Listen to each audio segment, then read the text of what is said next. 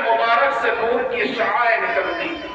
اور جس قوم نے, جس قبیلے نے, جس خاندان نے چاہا کہ پیغمبر اسلام کو مٹا دیا جائے, اسلام کو ختم کر دیا جائے, ایک روز اسی انسان نے کہا کہ جاؤ مدینے کی سرزمین سے کوئی سامان خرید لاؤ. وہ بیٹا مدینے کی سرزمین کی طرف چلتا ہے.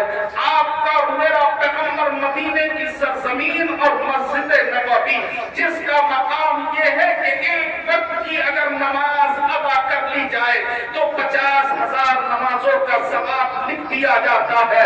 اسی مسجد نبوی کے منبر پر آپ کا اور میرا پیغمبر جلوہ افروز ہے. صحابہ وہاں پر بیٹھے ہوئے ہیں, میرا پیغمبر گفتگو فرما رہا ہے, مگر اسی ضعیف یہودی کا نوجوان مدینے کی سرزمین پر پہنچا اور کیا دیکھتا ہے کہ صحابہ بیٹھے ہوئے ہیں. تاجدار مدینہ تاجدار مدینہ راحت و قلب و سینہ صلی اللہ علیہ وسلم پیغمبر نے جب اپنے لبے اطہر کو کھولا, دندان مبارک سے نور کی شعاعیں نکلی اور وہ اللہ کے پیغمبر کا شیدا ہو جاتا ہے, اللہ کے پیغمبر سے محبت کرنے لگتا ہے. اور اسی جستجو میں دن ختم ہوتا ہے, رات کا ایک حصہ گزر جاتا ہے, دوسرا حصہ گزر جاتا ہے. ضعیفی کے عالم میں باپ دروازے پر ڈنڈے کے سہارے, لاٹھی کے سہارے کھڑا ہے کہ کب میرا بیٹا آئے, کب میں اپنے بیٹے کا دیدار کروں, اس کے چہرے کو دیکھوں, اپنے دل کو تسکین اور سکون پہنچاؤں. تاریخ شاہد, تاریخ گواہ ہے. اللہ اکبر, قربان جائے کہ رات کا ایک پہر اور گزر جاتا ہے, اسے کسی کے چاہنے کی آہٹ ہوتی ہے.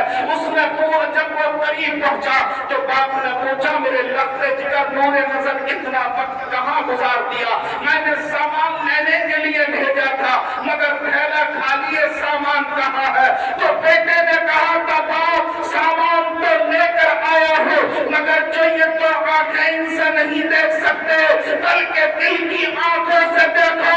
کہا کہ کیا سامان لے کر آئے ہو؟ کہا کہ جس کا خاندان اور قبیلہ مخالفت کرتا ہے میں اسی محمد رسول اللہ سے محبت کرنے لگا.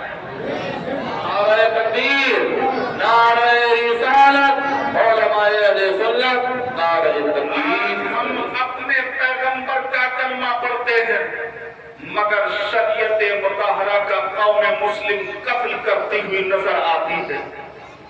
شادی بیاہ کے موقع پر اور ایسے بہت سارے کام ہیں جن پر مسلمان اپنے پیغمبر کو قبر انور میں تکلیف پہنچاتے ہیں اور پھر سوچتے ہو کہ جنت مل جائے گی. جنت کسی کے باپ کی نہیں ہے بلکہ رسول پاک کی. اتنا آسان نہیں ہے کہ نعرے لگا دینا اور کسی کے دامن سے وابستہ ہو جانا, نہ کسی بزرگان دین کے فیض کا منکر نہیں, بلکہ ہم خود جو ہے آسمانوں سے جڑے ہوئے. اتنا آسان نہیں. جس پیغمبر نے جن چیزوں کو حرام قرار دیا اب پھر کہتے ہو چلو کرتے ہیں, جو ہوگا وہ دیکھا جائے گا, جو ہوگا وہ دیکھا جائے گا. یا قبر میں دیکھے گا, جب تک گزرے گا تب دیکھے گا. کیا دیکھا جائے گا؟ وقت کی قلت ہے, احادیث پاک کو جو ہے سمیٹتا ہوا اور میں اپنے الفاظوں کے جامع میں بیان کرنا چاہتا ہوں. آپ نے پوچھا کیا لے کر آئے ہو؟ کہا کہ میں جس پیغمبر سے آپ دشمنی کرتے ہو اسی پیغمبر کی محبت کے چراغ اپنے دل میں جلا کر آیا. اللہ اکبر, قربان جائے. باپ تھوڑا سا ناراض ہوا مگر بیٹا تھا, آخرکار بیٹے کی محبت غالب آئی. اب اس نے سوچا کہ کیا کیا جائے, یا تو خاندان اور قبیلے کو چھوڑ دیا جائے یا پھر اللہ کے پیغمبر کی بارگاہ میں چلا جائے. مگر اس وقت جو ہے قبیلے اور خاندان کی محبت غالب آ گئی. ایک وقت وہ آیا کہ وہ بیٹے نے کھانا اور پینا چھوڑ دیا. باپ بڑا پریشان ہوا. پھر وہ باپ جو ہے حکیم طبیب ڈاکٹر کے پاس جاتا ہے کہ چلو کہیں میرے بیٹے کو کوئی جادو اور سحر تو نہیں ہو گیا ہے. جب حکیم طبیب طبیب آتا ہے، طبیب نے اس کی نبض دیکھی اور دیکھنے کے بعد حکیم نے کہا کہ تمہارے بیٹے کو کوئی دنیاوی مرض نہیں ہے، بلکہ تمہارا بیٹا کسی کی محبت میں گرفتار ہے، اس کا شیدا ہو چکا، اس کا شیدا ہو چکا ہے۔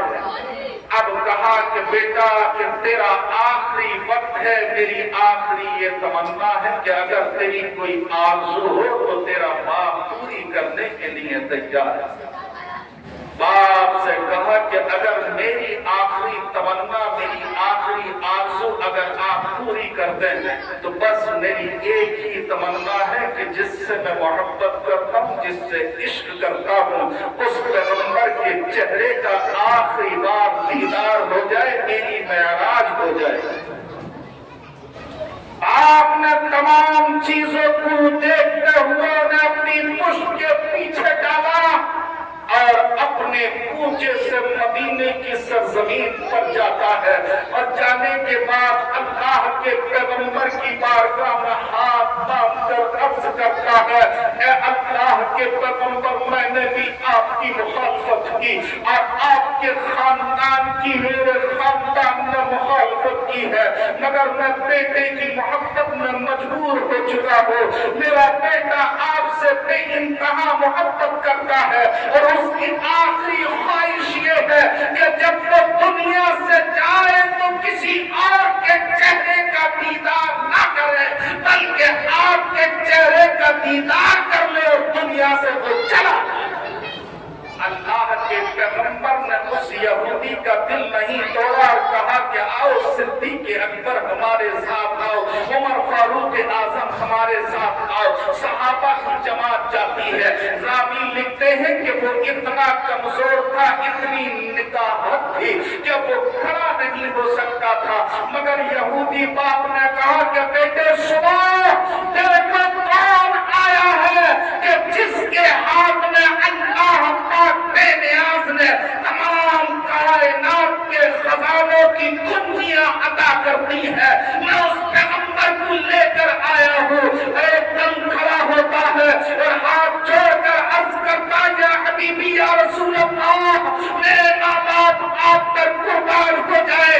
اللہ کے پیغمبر مدینے کی سرزمین پر جب منبر پر بیٹھ کر آپ فرما رہے تھے، اس وقت میں نے آپ کے چہرے کا دیدار کیا، آپ کے لمحے اطہر کھلے اور دندان مبارک سے نور کی شعاعیں نکلی، اور جو نور کی شعاعیں نکلی اس کرن نے میرے دل میں جو کفر کی جنگ تھی وہ دھو دی اور میں تمہارا عاشق ہو گیا۔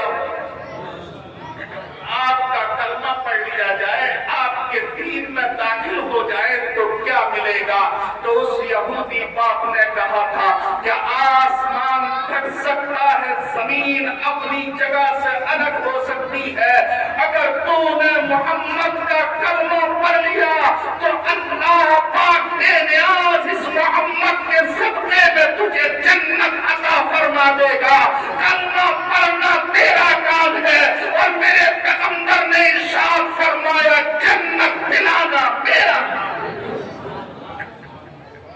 مسلمانوں، اگر مسلمان ہو تو نماز کی پابندیاں کرو، چغلی اور غیبت ان تمام چیزوں سے باز آ جاؤ۔ موت بہت عمدہ چیز ہے مومن کے لیے، وقت کی قلت ہے۔ جو کچھ میں نے کہا، جو کچھ آپ نے سنا، اگر اس کا غلط کی کوتاہی ہو تمام کو گواہ بنا کر اور میں کلمہ طیبہ پڑھتا ہوں، آپ بھی میرے ساتھ کلمہ طیبہ پڑھنا۔ اشہد ان لا الہ الا اللہ و اشہد ان محمد رسول اللہ۔